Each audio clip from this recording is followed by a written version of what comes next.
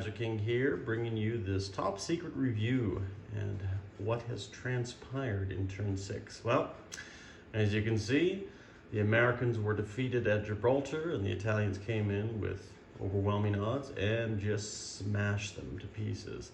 So now the Italians own the mouth of, or one of the openings to the Mediterranean. But on the other side, Montgomery has been slowly moving his forces, his Commonwealth forces, over and have taken Libya, Tobruk, and Libya this turn.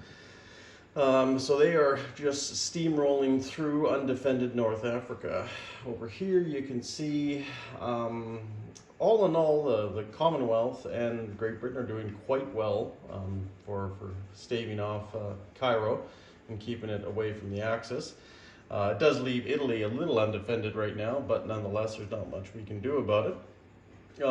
Down here in South America, well, the Canadians just like to build an empire, and the Commonwealth Canadians have gone into Argentina and taken that away from the Axis powers, bottling the Germans up here down in Chile. So we'll see what happens there. Probably not too much until the end of the war.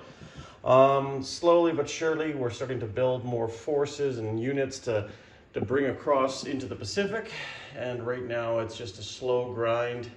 But fun fact, D-Day, Operation Overlord, has finally happened, and some Canadians landed in Normandy. So I'm sure, hopefully they'll be reinforced quickly, but we might actually have an Operation Jubilee, Dieppe, which actually Dieppe might be somewhere on that side of the map. I could be wrong. Might be pushed back into the sea with a German counter response, more than likely, I would expect. But who knows? We'll see. And then we also have French and British on American transports, ready to hop off and go into this sea zone here. The British built the HMS Vanguard, a new battleship, as well as a carrier, the Ark Royal, and as well as the American fleet. So we're all nestled here in England, ready for the inevitable victory day in Europe. But we still have a few turns for that to happen, if that does happen. The Americans did take Norway again. Hopefully we can hold it this time, but you never know about those sneaky Germans. It's an important thing for us Americans to at least hold on to something. And down here you can see through Africa, there's just a steady stream of forces coming up here. Some forces were put into French West Africa to hopefully defend against West Africa against the Italian aggression here, since they have taken Gibraltar. And the Middle East is pretty secure. And in fact, the British forces have gone into the Caucasus to help out our Russian allies to defend in the south. So we'll see what the Germans and Italians have in store. They might be heading south rather than going into Stalingrad or a few other places. But the Russians are no slouch, and they do have some forces here to counter-respond with. So the German Barbarossa wave is starting to wane and slow down. So hopefully the Russians then can go on the offensive here in the last two turns of the game. Down here, Calcutta is truly secured, or at least we hope right now, because the Prince of Wales sortied out here into the Celebes, destroying some ships. Same in Borneo here. British have taken that, as well as China's still holding decently strong. Like, I mean, for what China can do. They're harassing the Japanese wherever they can, just popping up little men everywhere. So that is always exciting for the Chinese, but we'll see what the Japanese have in store for us in turn 7. But the big story about this all is that the Japanese have come home to defend their island. Why? Because at Midway, an invasion force is brewing.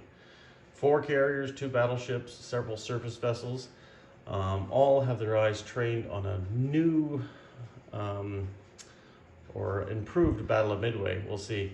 Will the Japanese attack us? Will we attack them? Or will nobody attack either, because it's a bit of a stalemate no matter what happens? But we'll see. It's a lot of fun either way. Just posing these 2 massive fleets here in the Pacific and putting them up against each other. In the north, the Japanese have kind of just ground to a halt. They can't go much further because obviously there's a large Russian contingent of forces in Burita, but Mongolia has fallen, I shouldn't say has fallen, has gone to the Russian side, so who knows what will happen here with the Japanese, whether they try to sneak in here or just keep the status quo, keep some resource points. That'll be an interesting factor. Down here in Queensland, the Americans are enjoying Cairns and Brisbane, just relaxing, you know, enjoying the nightclubs and the bars down there. Haven't done a whole lot this game, just helped defend Australia. But next turn, the Americans might sortie out and go into other areas if we're allowed, but we'll see what the Japanese have in store. And all in all, yeah, like I say, there's just a little bit coming in behind right now just because resources have been stretched to their maximum. But all in all, it's pretty fair, pretty balanced. I'm pretty excited about how this game will turn out since this is my first BBR game, and Hambone has so kindly took me under his wing and helped me understand the game a little bit more. I'm playing with the basement bunker is a joy too as well. He's a fairly young kid, but shows a lot of promise, that's for sure.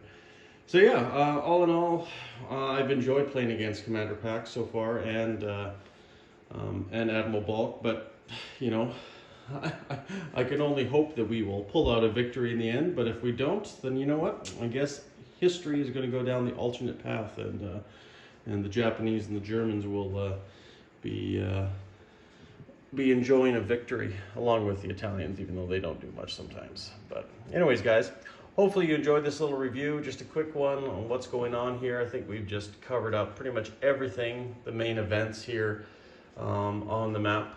And we'll see you guys for turn 7. You guys all take care and stay classy.